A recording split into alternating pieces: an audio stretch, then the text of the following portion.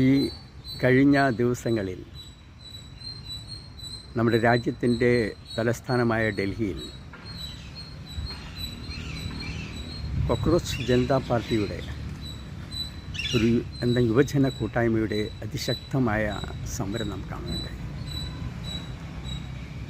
വളരെ ന്യായവും യുക്തവുമായ ആവശ്യങ്ങളാണ് അവർ ഉന്നയിച്ചത്. എന്നാൽ ഭരണകൂടം അതിശക്തമായി ആണികളടിച്ച ലാത്തികൾ വരെ ഉപയോഗിച്ച് മർദ്ദിച്ചുകൊണ്ട് അതിനെ നേരിടുകയുണ്ടായി. ഈ ആക്രമണങ്ങളെയും പ്രതിരോധത്തെയും ലക്ഷ്യബോധത്തോടെയും ധീരതയോടെയും നിശ്ചയദാർഢ്യത്തോടെയും കൂടി തരണം ചെയ്ത് അവർ മുന്നോട്ട് പോവുകയാണ് ഉണ്ടായത്. അവസാനം വളരെ ധീരവും യുക്തവുമായ തീരുമാനത്തിലൂടെ ഭരണകൂടം അവരുടെ ന്യായമായ ആവശ്യങ്ങളെ അംഗീകരിച്ചുകൊണ്ട് ആ സമരത്തിന് ഒരു പര്യവസാനം കാണുകയുണ്ടായി.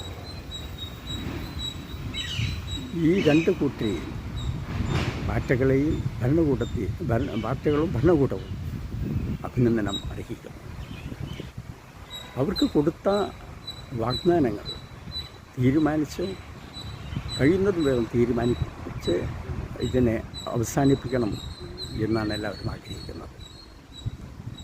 തീയിൽ എണ്ണ ഒഴിച്ച് അത് ആളിക്കത്തുവാനും പടരുവാനും ഒരു സാഹചര്യം ഉണ്ടാകരുത്.